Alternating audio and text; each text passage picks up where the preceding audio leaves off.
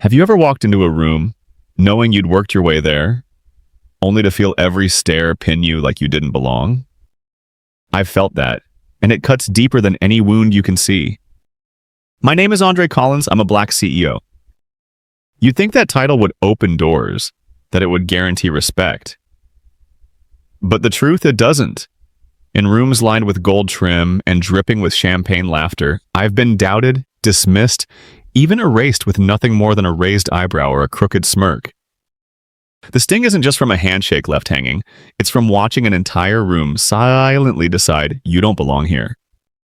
If you've ever been stopped at the door, been asked, "Are you sure you're on the list?" endured the sideways glances that strip you bare, you know what I mean.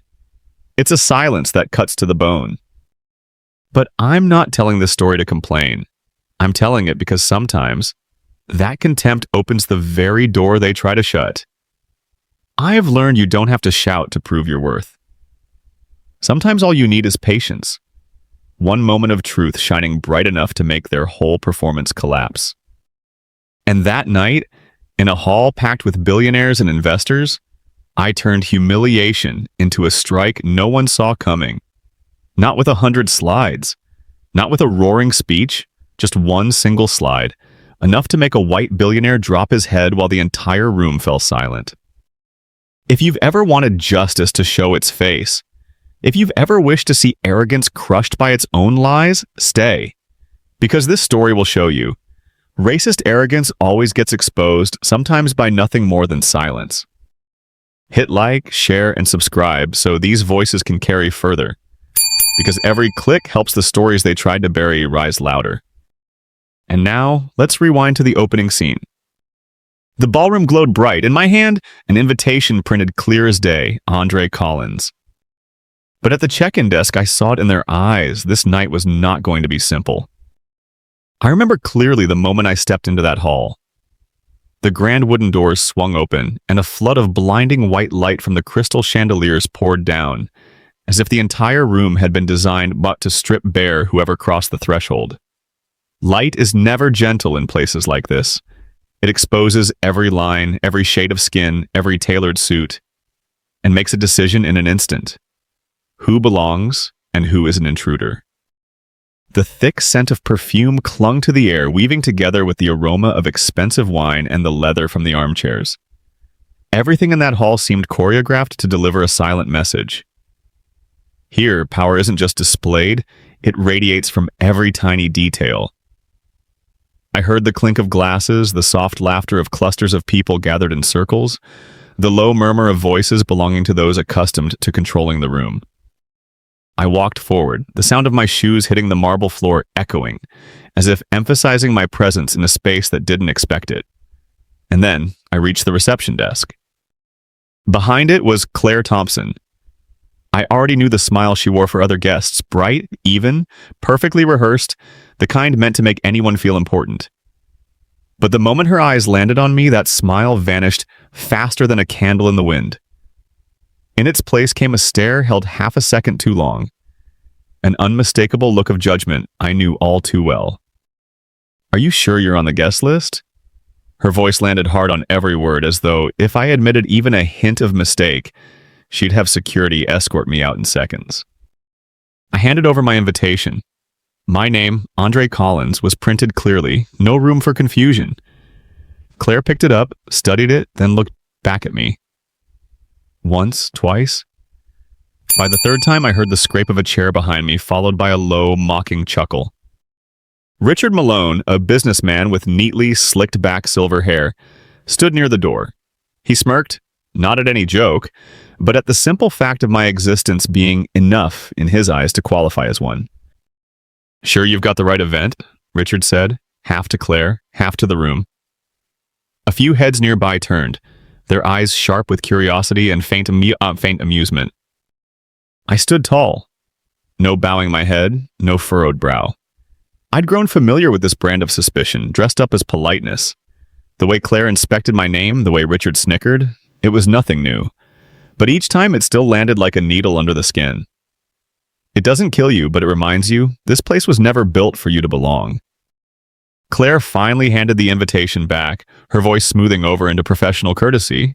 Please, go right in. But the smile never returned. I nodded and walked forward. I said nothing. And it was my silence that stirred whispers behind me. They wanted a reaction, wanted me to shrink under their comments. I didn't. I let my silence become the mirror, showing them that my presence alone, needing no defense, was enough to unsettle the room. The night had only just begun, but I already knew. Every step I took tonight would be a confrontation, and I was ready. Are you sure you're on the guest list?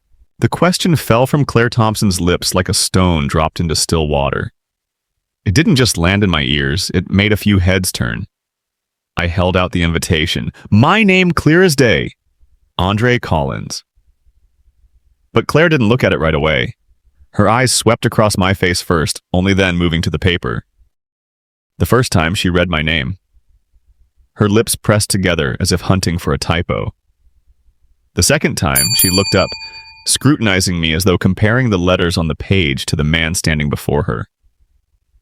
By the third, she frowned slightly, her finger running over the ink as if a hidden flaw might peel loose. Behind me came the faint sound of a throat clearing, then a louder, deliberate chuckle. I didn't have to turn to know who it was. Richard Malone. He'd been there from the start, and the moment Claire began her little performance, Richard was simply waiting for his line. Sure, you've got the right event, he said, loud enough for the nearby guests to hear. His tone had the lazy rhythm of someone used to firing arrows without ever caring about the wounds they left. A young couple at the bar turned to watch, eyes lit with cheap curiosity. Another man raised his eyebrows, as though this was shaping up to be better entertainment than the gala itself. I stayed still, shoulders square. No shrinking back, no awkward smile. I let Claire's repetition and Richard's throwaway remark do their work for me, exposing what this place was really about. The kind of room where my very existence became a social experiment. Claire eventually exhaled softly, sliding the invitation back toward me. Her voice dipped into the well-practiced tone of politeness. Please, go right in. But everyone there knew the long, unnecessary inspection had already said more than any pleasantry could erase. Richard smirked again, this time silently, as if he wanted to frame this moment forever. The image of a black man at the reception desk, treated like an intruder in a place his name had already claimed. A bitter thought crossed my mind. If I had been a white man in the same tailored suit, would Claire have read the ticket 3 times? Would Richard have cracked his joke? Or would they have simply nodded, opened the way, and treated me like I belonged without question? The irony was clear. In trying so hard to prove I didn't belong here, they had revealed their own unease to the entire room. A man walked in with a legitimate invitation, and still, they needed a performance to reassure themselves that they controlled the stage. I tightened my grip on the ticket, not in anger, but as a reminder to myself, this small piece of paper wasn't my proof of belonging. I was, and their discomfort was the loudest confirmation. I didn't answer Richard. I didn't bother with Claire. I left only silence. And silence, I knew, would sting longer than any words. In that moment, I understood. It wasn't just my name on the ticket they questioned. It was my existence in a world they wanted to keep one color. But if one name made them this uneasy, I couldn't wait to see how they'd handle the whole truth. I walked on, carrying both the ticket and the unease they left behind. No arguments, no explanations. I simply took back the invitation, gave a brief nod, and stepped forward. My shoes struck the marble floor, each echo like black ink staining the red carpet they thought was only for familiar names. Behind me, the whispers rose easily, winding through the air like smoke. Who is he? Why was he invited? Doesn't look like the rest of us. Their voices tangled with soft, mocking laughter, the off-key soundtrack to this glittering room. The irony was sharp. I knew I didn't need to speak. My silence, my calm stride, unsettled them far more than any comeback could. When you refuse to bow your head, you turn their contempt into its own performance. And the audience suddenly realizes the awkward ones aren't you. It's them. I caught a glimpse of Richard Malone in the corner.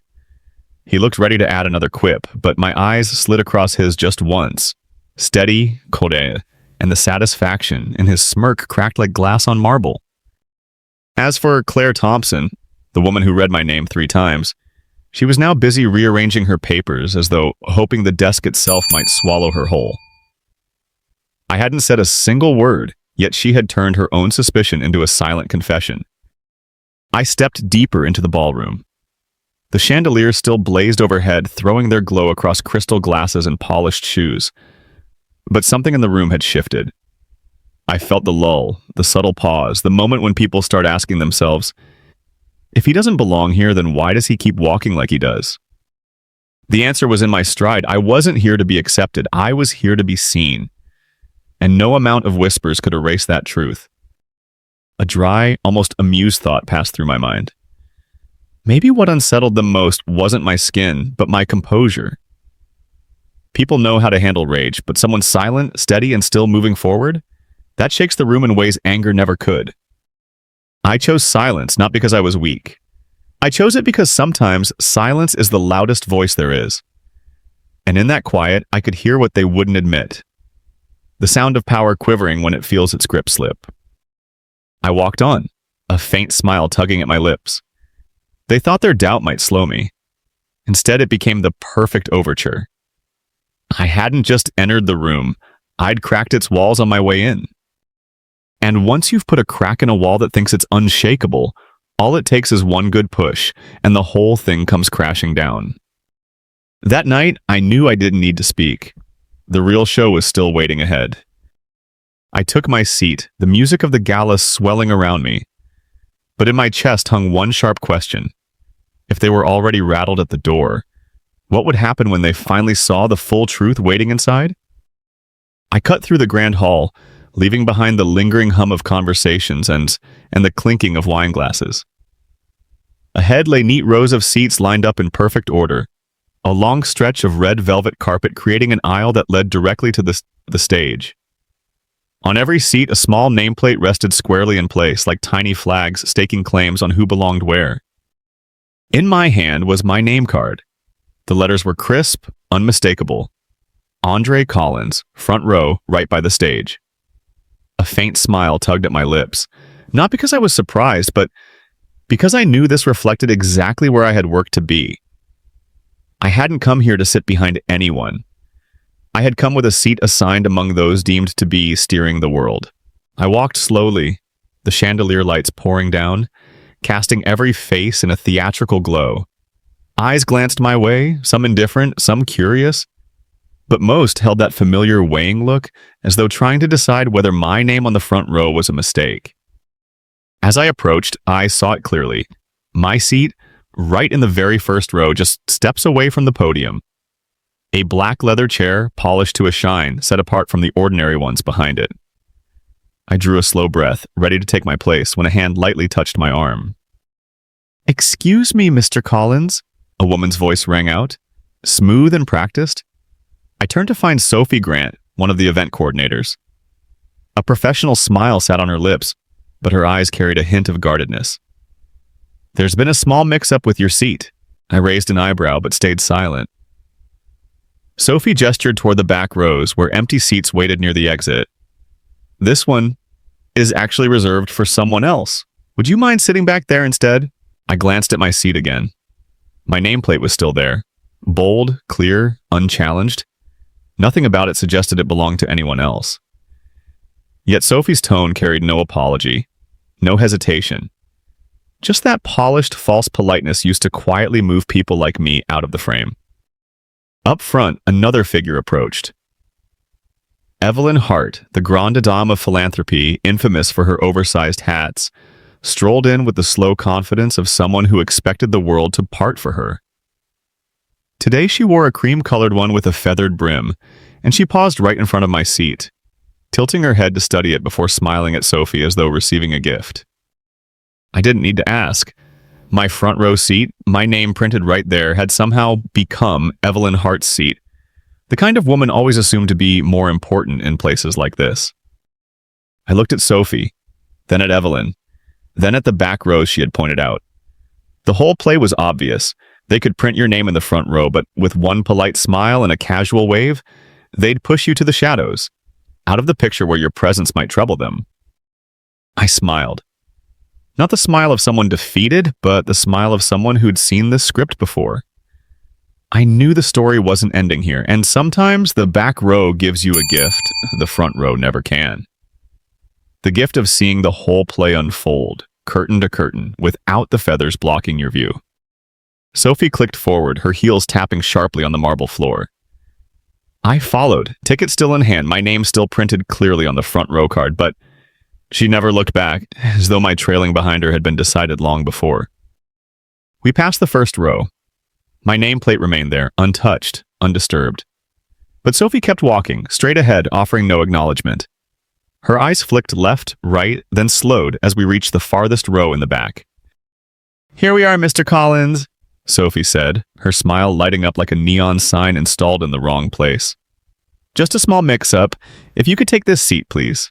I looked at the chair she indicated, tucked behind a column so far from the podium that the only thing I'd see would be the backs of feathered hats and tailored shoulders. At that very moment, Evelyn Hart lowered herself gracefully into the seat in the front row. My seat. She adjusted her absurd hat like a queen settling into her throne.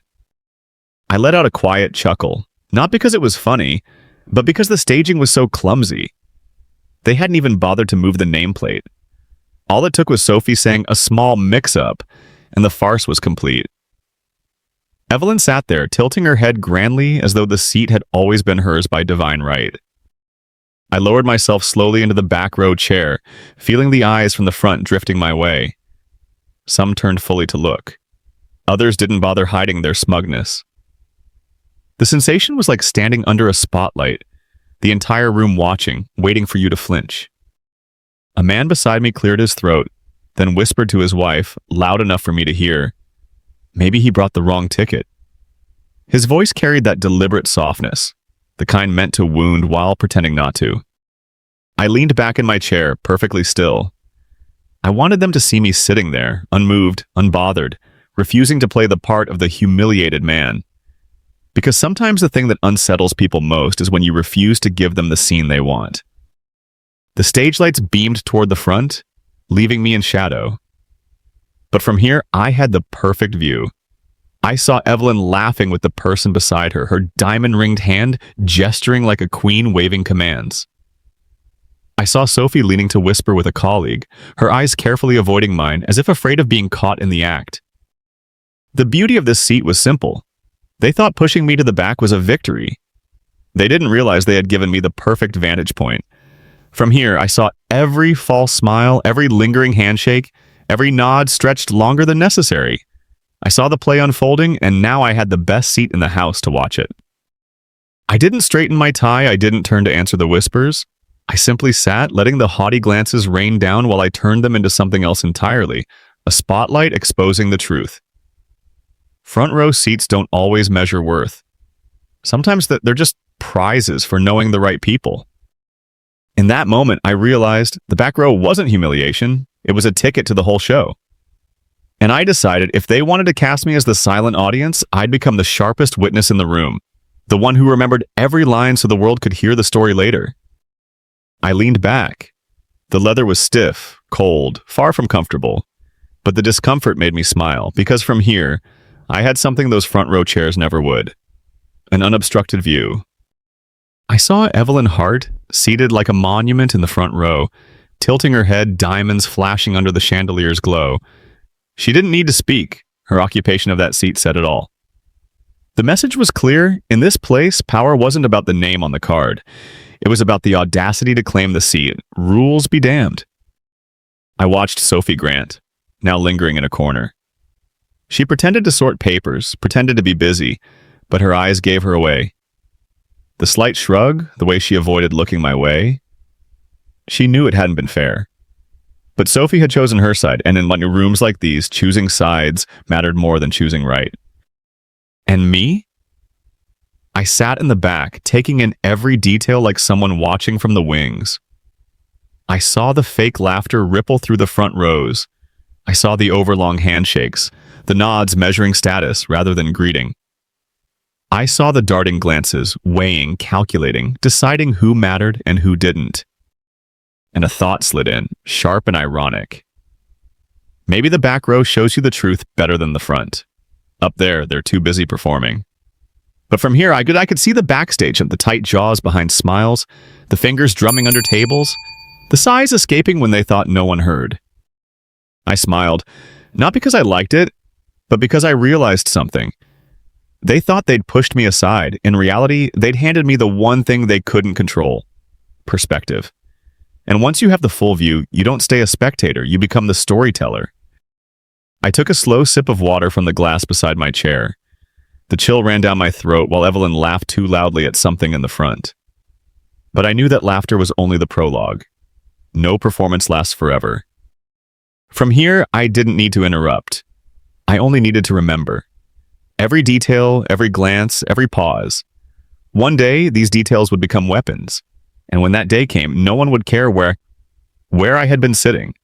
They'd only remember the moment the whole room turned upside down. I leaned back, breathing slowly, letting the air of self-importance drift over me, then letting it fall away. They thought the spotlight belonged to them, but sometimes the gaze from the shadows is the one that changes everything.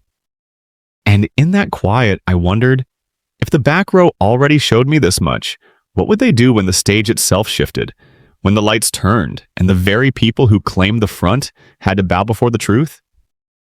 I left the last row and stepped into a side hall where small groups had formed tight circles. At events like this, the real power turns inside those circles, not at the podium with a gleaming mic, but in half-finished sentences, half smiles, and nods measured just right to open or close a door. I spotted a cluster of 4 standing by a high top draped in white linen, a few flutes of champagne sparkling on top. Their laughter rose on cue like a well-rehearsed instrument. I moved closer, a glass of water in hand so I wouldn't look like a stray. "Beautiful evening, isn't it?" I opened with something light and neutral, voice even, nothing showy. I know well that in rooms like this, sometimes small talk is the key that unlocks recognition. But the second the words left my mouth, I felt the air in the circle shift. Their laughter clipped off and left a small silence, one you'd miss if you weren't used to it. I'm used to it. It's the silence that drops when your presence knocks their rhythm off beat. I took in the faces. Charles Whitman clocked me first. Navy suit, striped tie, the sun-burnished face of a man who lives on the covers of finance magazines. He squinted, a thin smile tugging at one corner of his mouth. Not a smile to meet my words, more the smile of a man who's found his opening line. Beside him stood Daniel Price, younger, eyes bright, not with insight, but with that eager, shallow energy of someone who loves being the foil. Next to Daniel was Olivia Lane. Fine-boned, platinum waves set perfectly, red lips glowing under warm light. Olivia held her champagne like a crown. Her eyes flicked over me and slid back to Charles, waiting for his cue. I stood there, water in hand, my pleasantry floating away, and all 3 faces calibrating their response. They didn't need to push me out of the circle. All they had to do was turn me into the centerpiece of a small joke. Part of me recognized the moment, the feeling of stepping into a circle and realizing you weren't counted in the number. Another part of me smiled inwardly. If they wanted a game, I was ready. Every game needs an audience, and I've learned the quiet audience remembers the longest. I lifted my head, stayed calm, and waited for the opening line. In these circles, someone always plays the jester to test you. I wasn't here to supply the joke, I was here to supply the memory. Charles pivoted to face me fully, light washing over him like he'd hit his mark. He lifted an eyebrow, aiming for a polite surprise, but that crooked grin gave away the real intent. "And you're whose assistant?" he asked, letting assistant stretch out on his tongue like a delicacy. Time snagged for half a beat. Laughter popped on either side. Daniel Price broke first, rough, graceless, like a schoolboy thrilled to pile on after the teacher. Olivia didn't laugh loudly. She let her mouth tilt, shoulders shiver, crystal tapping crystal. The difference was only in volume. The meaning was the same. Together, they tagged me as the evening's diversion. I stood there with my water like a character who'd wandered into the wrong play. Only this play I've watched all my life in every venue, a boardroom, an airport lounge, and now beneath chandeliers. Always the same script, feigned surprise, the offhand question honed in advance, the chorus of compliant laughs. Charles watched me, eyes narrowing as he waited to see how I'd react. That was the beat he craved. The flush in my face, the bottom, the stumble, the needless explanation. Any of those would strengthen their bit. I didn't rush. I let Daniel's and Olivia's laughter travel its little course, let their synthetic glee drift into the very silence they couldn't manage. I felt peripheral eyes tilt our way. People who wouldn't laugh, wouldn't step in either. Just watchers, waiting to see if I'd play clown or take my exile. And there it was, the familiar irony. Men like Charles believe their power lives in the line and in the group laugh. In truth, the power is in my response. If I hand it to them, they win. If I keep it, by staying quiet or answering my way, the game changes owners. I lifted my chin and let the light hit me square. I let Charles's faux surprise sit naked for those quiet onlookers. I could hear it now. Daniel's laugh had a hint of strain. Olivia's had a trace of reluctance. I didn't need a watch to know the decision point had arrived. They thought they owned the room, but really they were building a mirror. And I, the man they just called assistant, was about to hold that mirror up longer than they expected. I turned my glass slightly, the clear surface catching the warm light like a shard of mirror. I let Daniel's and Olivia's laughter run for one more beat, just long enough for them to hear its hollowness. When it thinned, I lifted the glass to eye level and looked straight at Charles Whitman. "Funny thing," I said, slow and even. "People often mistake me for the assistant, right up until they see the final signature, usually mine." The words hit the circle like a stone dropped in still water. No one laughed. Daniel's chuckle died mid-breath, breaking into a cough that sounded like an apology he couldn't voice.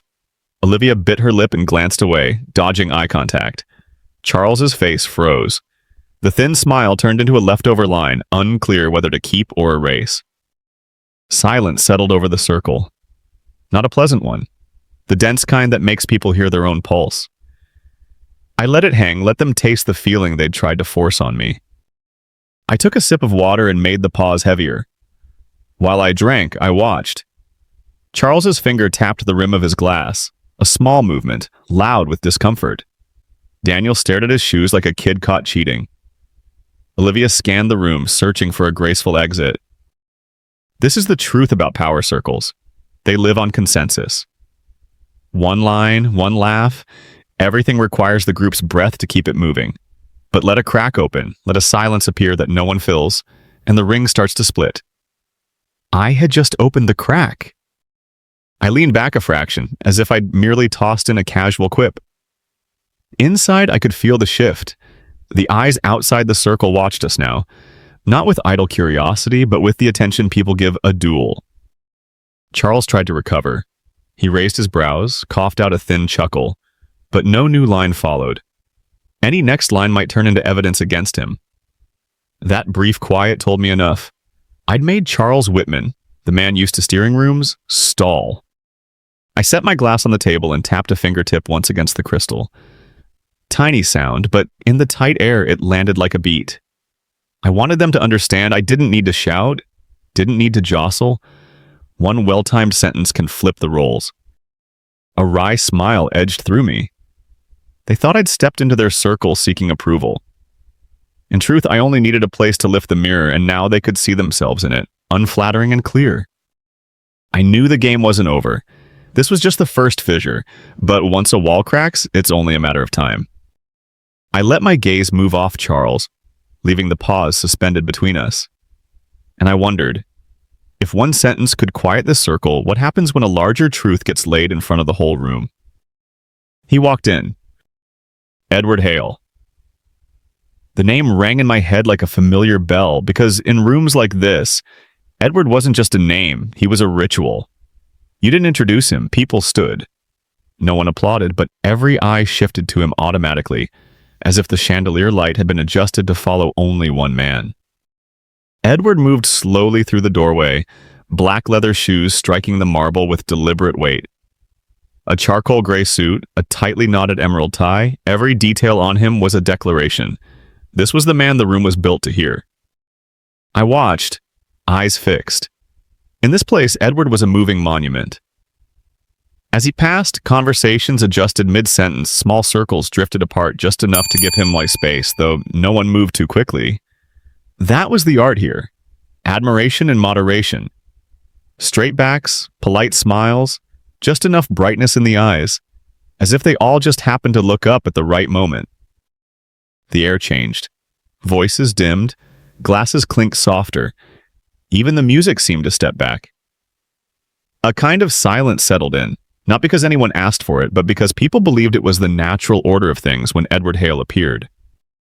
From my seat in the back row, I could feel the weight of it. His presence pulled the whole room into a new orbit. Every glance followed the small, easy gestures, the adjustment of a cufflink, the half smile tilted just so. The kind of smile that convinced people that standing near him somehow made them more significant. I knew the stories whispered about him, the man who turned a small firm into an empire, whose handshake could tip the value of entire industries. Here, Edward needed no introduction. The room itself did the work for him every time he arrived. I breathed in slowly. For a moment, I thought about the irony. Same hall, same suits, same invitations. Yet when I walked in, they whispered, questioned, checked my name 3 times. When Edward walked in, they practically held their breath, as if he carried the very definition of belonging on his shoulders. I tilted my head, looking past the straight-backed rows toward the man approaching. He wasn't just a person. He was a role the whole room had agreed to protect. I knew I'd have to stand. I knew that soon I'd be facing him directly. And I knew the moment wouldn't just be a handshake. It would be a statement, stamped publicly under every watching eye. Edward Hale came closer, each step deliberate. And I, still seated in the back row, felt the entire room holding its breath with the movement of one man. The moment came faster than I expected. Edward Hale stopped right in front of me. The entire hall seemed to shrink, chandelier light pooling on the two of us, turning the meeting into a scene long in the making. Necks craned, chairs shifted, voices dimmed to nothing. I rose, keeping my back straight. No rush, no hesitation. I looked Edward in the eye, let a small, steady smile touch my face, and offered my hand. Simple. Civil. The gesture humans have used for centuries to say, I acknowledge you here. But Edward's hand lifted only halfway before freezing. For a heartbeat, I watched his eyes skim over mine as if my hand were something foreign. Then, almost instinctively, he pulled back. It lasted seconds, but the whole room saw it. A single sharp "oh" escaped somewhere in the crowd, rippling outward. The whispers followed, running through the clusters of people, bouncing off walls. It wasn't loud, but it carried, the shared murmur of witnesses. A small refusal had turned into a public proclamation. I kept my hand in the air a moment longer so the room could see clearly. I wasn't the one who retreated. I was the one who offered. He was the one who declined. Across the room, Richard Malone's eyes glinted, a smirk curving at his mouth. Evelyn Hart leaned back, feathers on her oversized hat trembling with a private thrill. Daniel Price ducked his head, covering his grin with a glass. Olivia Lane only glanced sideways, her red lips tilting faintly, as if this were exactly the appetizer the evening needed. I lowered my hand, slowly. No flinch, no stumble. I set it on the table, face calm, while Edward fussed with his cufflinks, pretending busyness, as if his hand had never left my reach, as if nothing had happened at all. The irony couldn't have been sharper. In a place where people bragged about handshakes worth billions, he had just turned one into a public declaration of exclusion. And because too many eyes had witnessed it, the gesture no longer belonged to me. It had become the room's property, a shared performance of disdain. I let the silence swell, offering no rescue with small talk or polite retreat. I wanted them to feel the gap Edward had carved, to wonder if someone with my title, my seat, my invitation could be refused this openly, how many others had been erased in quiet with no witnesses at all. The music slowed, or maybe it just felt that way against the whispers rolling through the air. Every sharp inhale, every muted gasp pressed against the mask of civility they all wore. I stood still, smiling faintly. I didn't need outrage. I didn't need to snap back. Some refusals are so blatant they indict themselves. I pulled my hand back. Not rushed, not yanked, but deliberately, like closing a book after the room has read a line it couldn't unsee. I placed it flat on the table, fingers tapping once against the cool wood. Then nothing more. In that hall, silence became its own language, louder than arguments. Everyone had seen the rejected hand, no one needed me to confirm it. The moment had already burned itself into the room's collective memory. Edward Hale, the man carved into marble reputation, had flinched like he'd touched something unworthy. I sat straighter, calm and tact. The posture made a few people shift uneasily. Evelyn Hart blinked too fast, lips pressed tight, wary of smiling too broadly. Daniel Price fake-chatted with someone nearby, eyes still cutting back toward me with a mix of surprise and glee. Olivia Lane sipped her champagne, but her hand trembled just enough to catch the light. And Edward? He kept at his cufflinks, gaze skimming the walls, feigning distraction. But the space he'd created hung heavy. People still looked, still whispered, still recorded every detail. The bitterest irony was this. He thought the refusal kept power in his hands. In truth, it exposed what he'd tried hardest to hide. Edward Hale's contempt was no longer a private mutter behind closed doors. It was a spectacle now, carried on every pair of eyes in the hall. I didn't have to answer him with words. Sometimes silence strikes deeper than anything you could say. It leaves the audience to write their own verdict. And I felt the room shifting. The murmurs died, replaced by something heavier. A few eyes darted away from me, not from boredom, but because they didn't want to meet the weight of it. They didn't want to see themselves there, in the complicity, in the smirks, in the nods that had cheered this along. I let the stillness stand, because it wasn't the silence of someone humiliated. It was the silence of a witness, turning his opponent's act into confession. And in that moment, I understood. I wasn't the one on trial. Edward Hale was, and he had just lost before the game even began. I lifted my glass, took a slow sip, eyes steady ahead. I wanted them to see me composed, to wonder, if this refusal didn't break me, what would happen when I finally stood and spoke? I set the glass down, its soft clink cutting through the thick air. And I thought, if one small gesture could crack the room like this, what would they do when I laid out the evidence no one could deny? The cocktail party carried on as if nothing had happened. The chandelier still blazed, the music still drifted through the room, and crystal glasses still chimed as if this were just another ordinary evening for the powerful. But I knew the air had changed. It wasn't harmless noise anymore.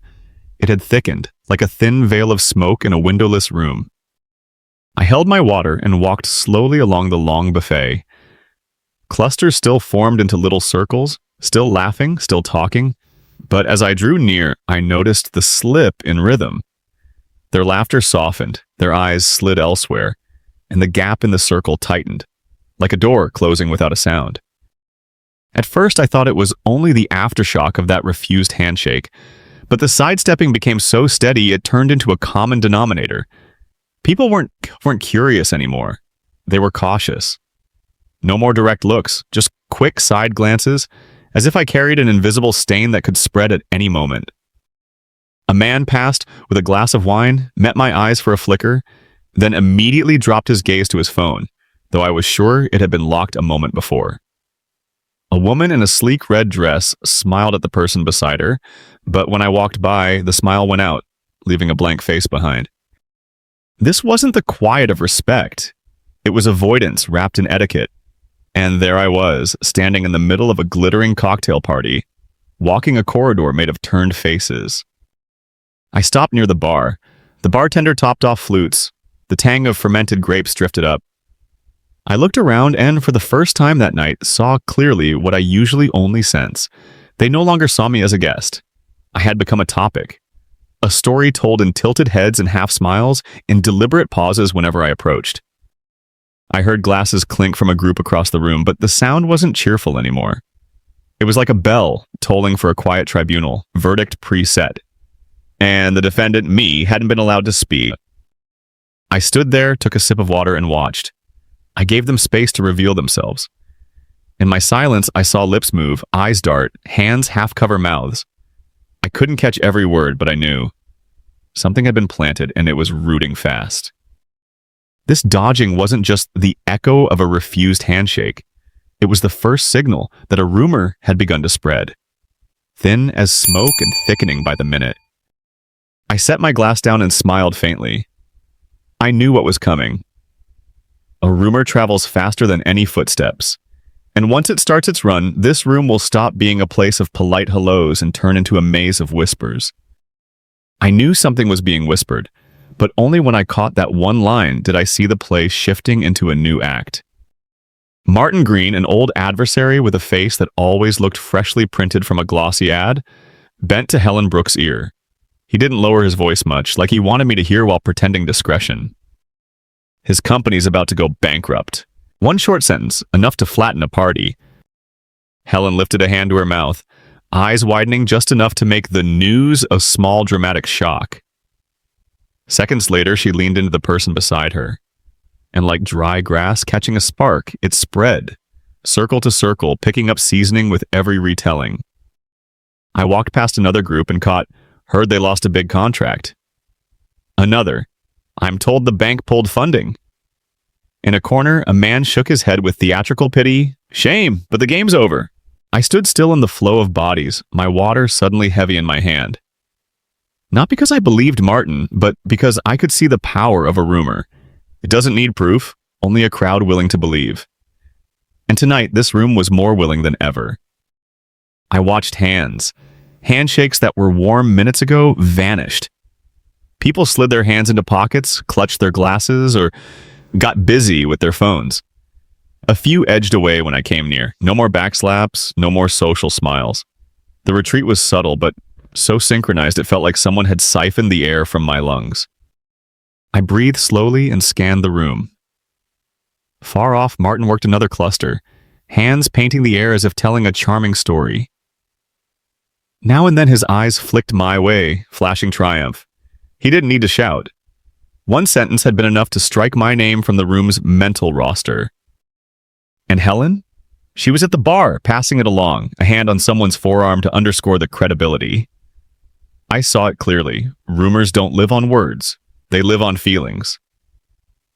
Helen knew how to move them, with dramatic eyes and a tremor in her voice. I took a sip of water, cold down my throat, but it didn't ease the suffocation. In that moment, I understood this wasn't just a rumor. It was a method of stripping me of my place. A whisper can do more than a closed door. It can erase you altogether, turn you into a name no one wants to say. The irony stung. I was here as an official guest, my name printed clearly on a front row seat. Yet one sentence shoved me to the margins like some unauthorized intruder in a gilded hall. I kept my composure, but I won't lie. The feeling was like losing oxygen. Every smile around me, every side glance added another invisible pane of glass between me and the air.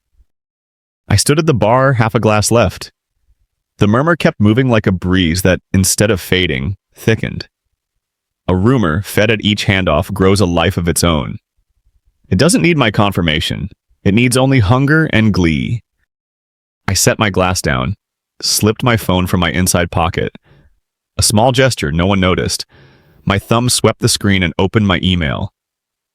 There it was, at the top. The number no rumor could touch. The investment tranche officially landed. Funds received. Not tomorrow, not incoming. Now. I stared at the figure, the contrast snapping into focus. Out there, Martin Green was spinning a story about a company collapsing. In my hand was proof the company had never been stronger. Bitterly funny and delicious. I smiled to myself, small, just for me, and put the phone away. I didn't flash it. I didn't rush to correct anyone. Because I knew if I spoke up now, I'd rescue Martin from the trap he'd set for himself. A rumor, while young, can be stopped. But if it runs far enough, if it soaks into the room's perception, then the truth, when it arrives, hurts more. And I, more than anyone, understand that silence is the best ally in that game. I glanced around. Evelyn Hart still held court in the front row, leaning in, eyes glittering as if she'd just heard breaking news. Daniel Price was nodding too hard at someone. Olivia Lane covered a smile as if enjoying a story better than the music. They all believed. They'd already started to adjust their distance from me like I was a sinking ship and they didn't want to get dragged under. Their haste said what they'd never admit. They weren't confident in themselves. They only knew how to move with the wind. I let them continue. My eyes found Martin Green again. He lifted his glass, face lit with self-satisfaction. I didn't need to go over. I didn't need a confrontation. A rumor monger rarely realizes he's just signed his own sentence. The air around me felt thinner. I could hear small, clipped breaths. Conversations stuttered when I passed. The lack of oxygen feeling remained, but now I carried a secret. I wasn't suffocating. I was observing, and I was waiting for the moment the floor gave way on its own. I lifted my glass and took a small sip. The chill slid down and a slight smile tugged at my mouth. They didn't know, but I did. And the gap between those two realities was the part I found most intriguing. I sat back down and let the rumors swarm like a hive gone feral. And I wondered, when the entire room is certain I've already lost, how will they react when the truth detonates right in front of them? The moment I had been waiting for finally arrived. The music stopped. The lights in the hall softened. On the massive screen behind the stage, my name appeared in bold. Andre Collins. My name lit up the entire space, and I heard whispers die mid-sentence. A chair slid softly against the floor. Someone exhaled sharply. The announcer stepped out, spoke my name again, this time into the microphone, the sound echoing across the room. It was a sound no one could ignore. I rose, set my glass down, straightened my jacket. The black leather shoes caught the light as I walked the long red carpet toward the stage. Slow, steady steps, each one a full stop in a sentence that needed no words. I felt their eyes, some curious, some mocking, some doubtful, all following me as I approached the microphone. I didn't need to see their faces to know what they were thinking. Could this be a mistake? The man who has refused a handshake, the man surrounded by rumors of bankruptcy, standing on this stage now? The lights hit my face, hot and blinding. I glanced across the front row, Evelyn Hart leaning forward, feathers on her ridiculous hat twitching. Richard Malone, arms folded, smirking lazily. Daniel Price and Olivia Lane, heads tilted toward each other, clearly eager for the next piece of theater. And in the back, Martin Green.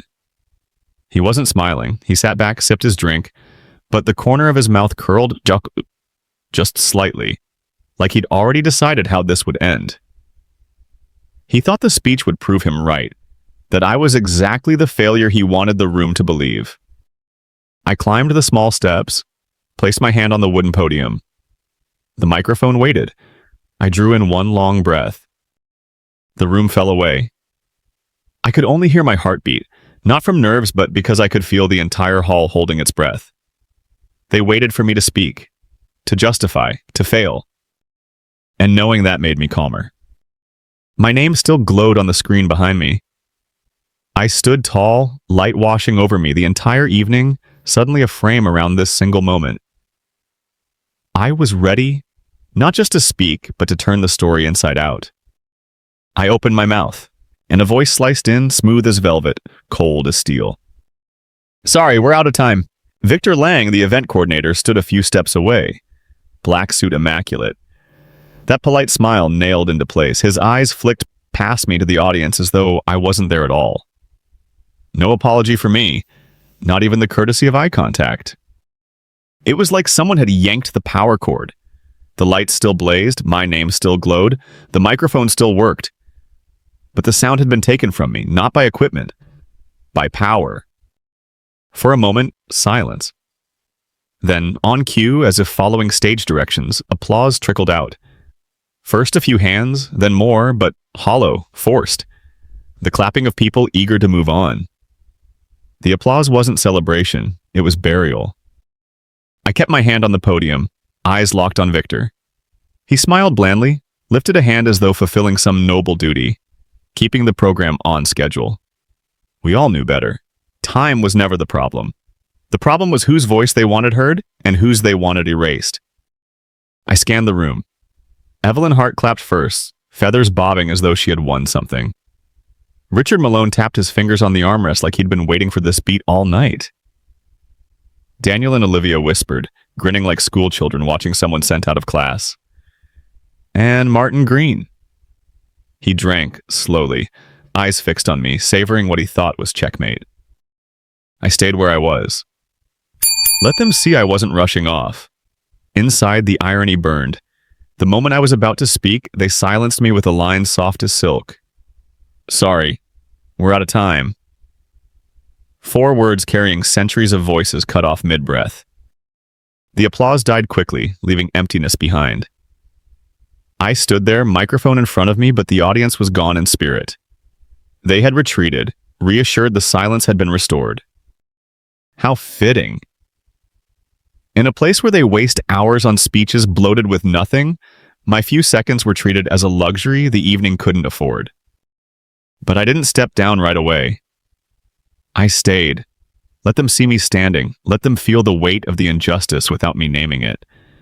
Because the moment they cut me off, they revealed more than they knew. And I knew the seed was planted. I turned, descended the steps slowly. My hand brushed the wood rail. My empty glass still sat on the table like a mute witness. My shoes struck the floor, each tap echoing like a drumbeat in a play someone had tried to end too soon. As I passed the front row, their eyes followed, smug, relieved.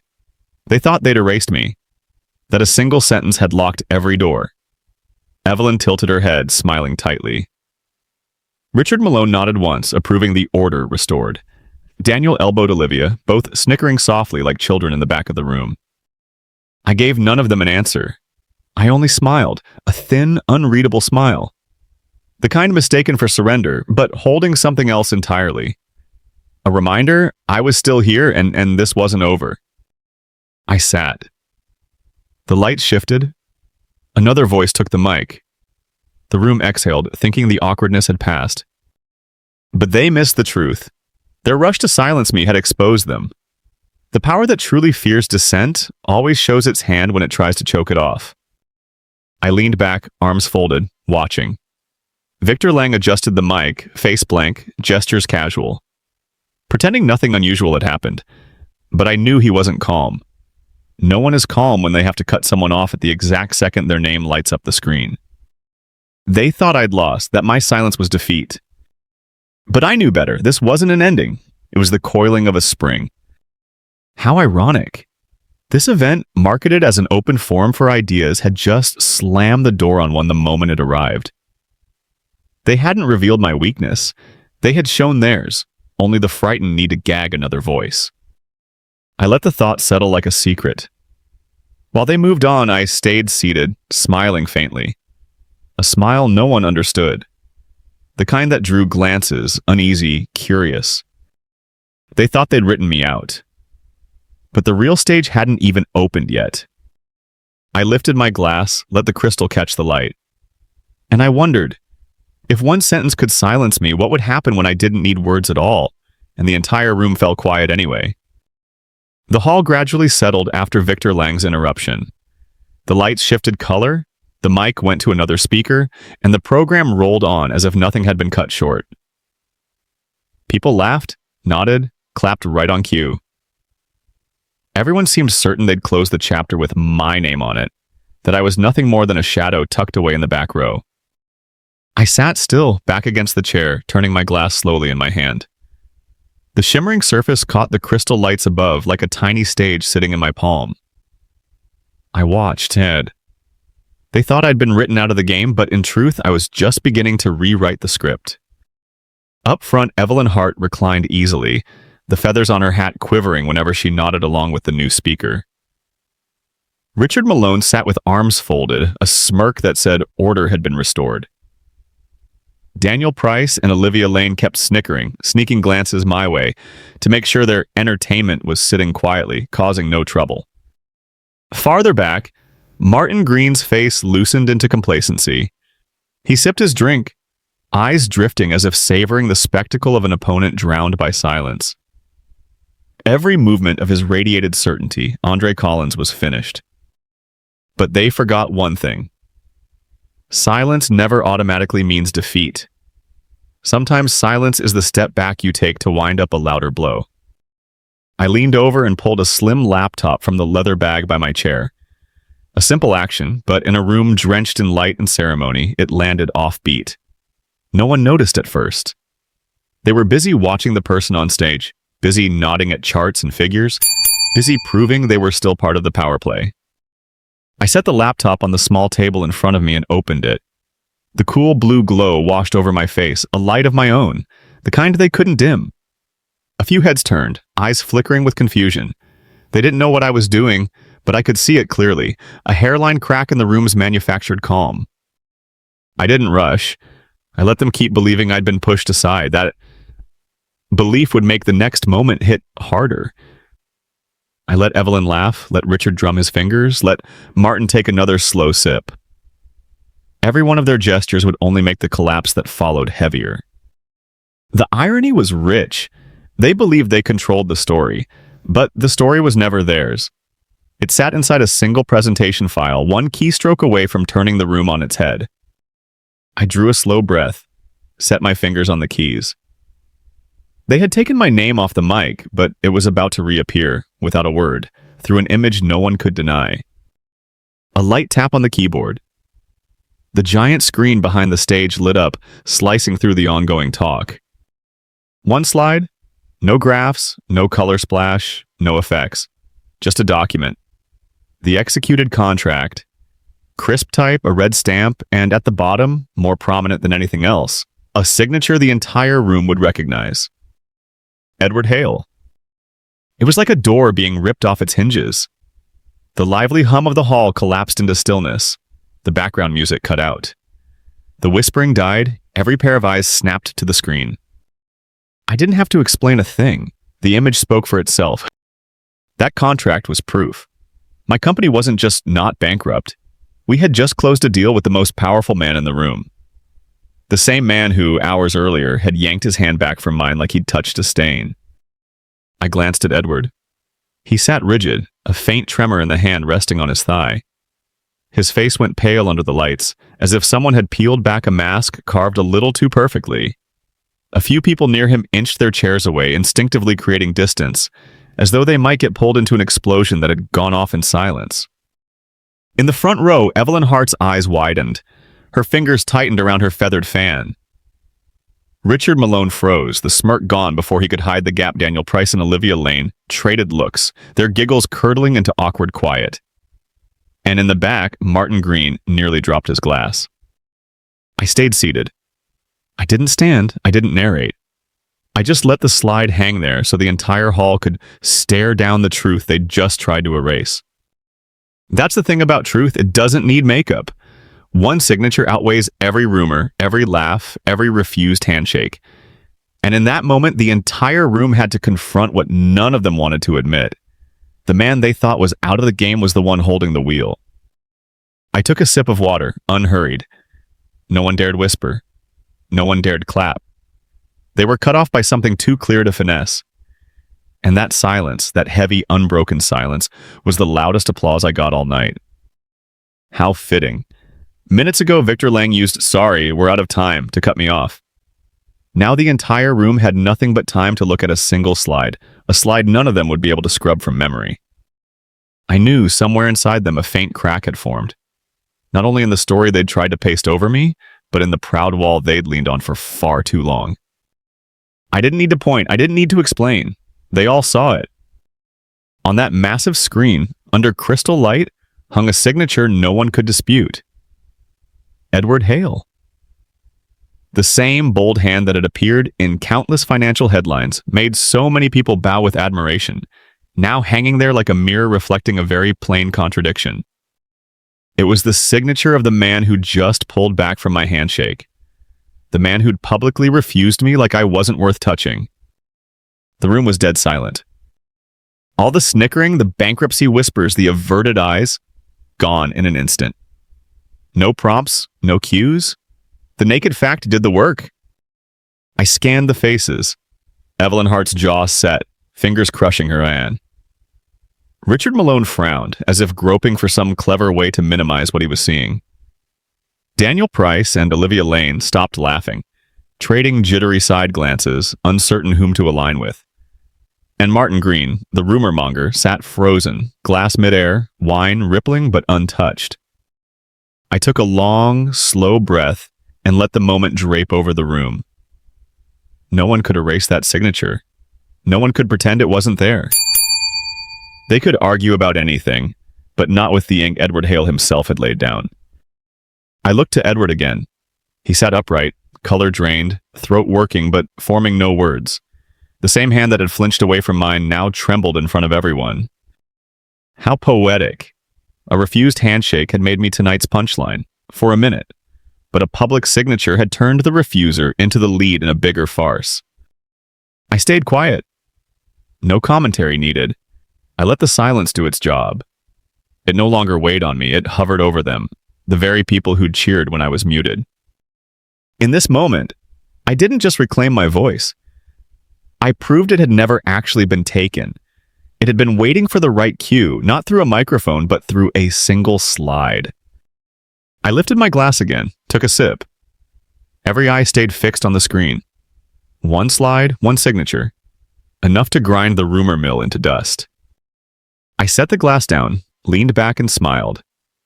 And I wondered, if a single signature could make the entire room go mute, what would happen when I stood up, walked out, and left them trapped inside that silence they created for themselves? I closed the laptop. The soft click echoed, small but sharp in the thick air of the hall, like the slam of a door, sealing off a story no one dared to deny anymore. The giant screen behind me went black. The crystal lights glimmered back to life, but the room would never be the same again. I didn't say a word. I didn't need to. The truth on that screen required no commentary. No applause followed either. The room was too busy choking on the silence it had created for itself. I leaned back, fingers interlaced. Faces looked uneasy. Some forced polite smiles, but they twisted crooked, out of place. Evelyn Hart sat frozen, her feathered hat trembling with each shallow breath.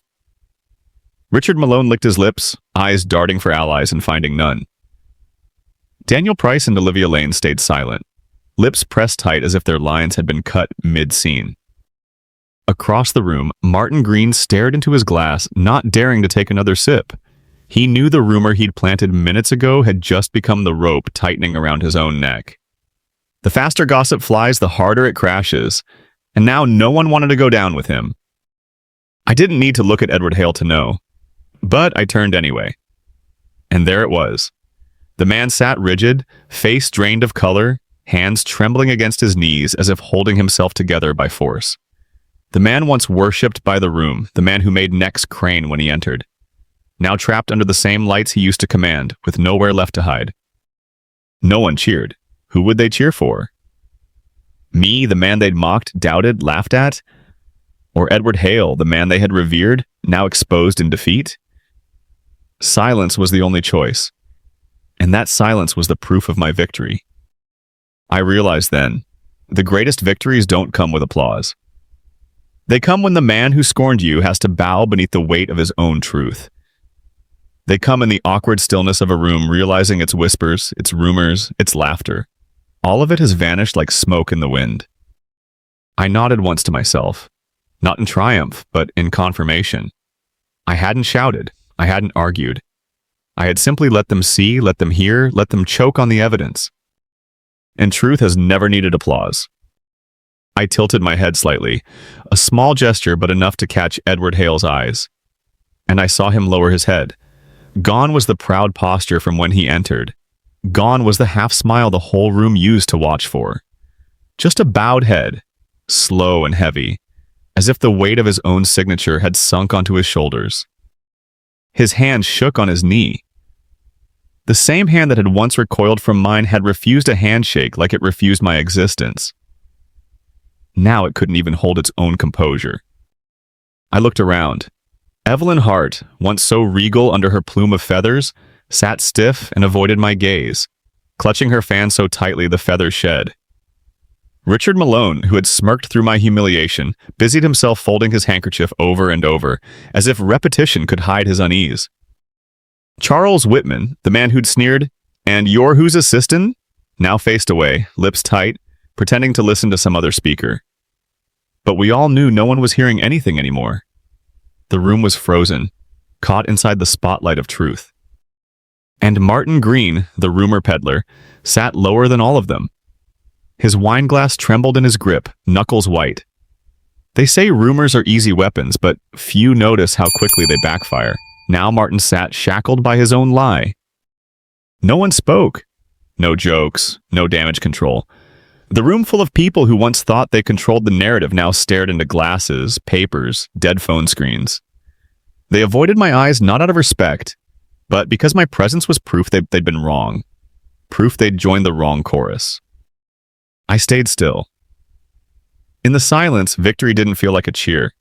It felt like a mirror, one big enough to reflect every face, every nervous tick, every downcast glance. People talk about the power of words, but tonight, power lived in silence. A silence that no longer belonged to me, but to the whole room, a silence none of them wanted to face. I let it stretch. Sometimes, to expose the truth, you don't shout or argue. You just let the people who mocked you sit with the weight of their own discomfort. And tonight, I didn't have to do anything. Edward Hale bowed for me. I set my glass down, the sound sharp in the thick air. No one looked up. They stared at meaningless things, the tablecloth, the empty glasses, the floor, as if searching for escape from their own thoughts and finding none. I stood. My chair scraped softly, loud enough to slice the tension. A few heads jerked up, then dropped again. No one held my gaze longer than a breath. I walked slowly, each step deliberate on the carpet. No rush, no pause. The room parted for me, not out of reverence, but out of fear. Chairs shifted, people leaned away. My path had become a boundary no one dared cross. As I passed the front row, Evelyn Hart sat rigid, white-knuckled on her fan. Richard Malone bent low, pretending to pick something off the floor. Charles Whitman stared stiffly at the empty stage. And Martin Green shrank into his seat, face flushed, hands trembling around his glass as if praying I wouldn't look his way. I didn't stop for anyone. I just walked, leaving behind me a trail of silence stretching from one end of the room to the other. Not polite silence. The heavy kind, the kind that falls after the entire order of things has been overturned by a single slide. I reached the door, hand closing on the cold handle. I glanced back. No one laughed now. No one whispered. They sat like hastily carved statues trapped inside a moment they couldn't control. I almost smiled, not out of mockery, but as confirmation. This silence wasn't my ending. It was the beginning of a reckoning they'd never forget. I opened the door. The hinges groaned, separating me from the hall, but the weight I left behind stayed hanging in the air. Out in the corridor, the air felt lighter, freer, but inside me, a question pulsed. How many black hands had been refused before mine? How many black presences had been sidelined, erased, made invisible? And how many times would it take? One moment, one proof, one undeniable truth to rewrite the rules. I knew tonight wasn't the last time, and it wasn't the first. But tonight, I had let them witness it for themselves. Some silences aren't weakness. Some silences can make the most powerful rooms bow their heads. I walked on, leaving behind a hall trapped inside its own silence. And I wondered, if one slide could change the game, how many more truths were waiting to crack open the rooms they thought were untouchable? If this story touched your heart, make sure to like, share, and subscribe. Every click helps us bring more powerful stories of empathy, justice, and silent strength to life. Your support is what fuels this journey. Let's keep standing together and rising higher, one story at a time. Stay safe and inspired.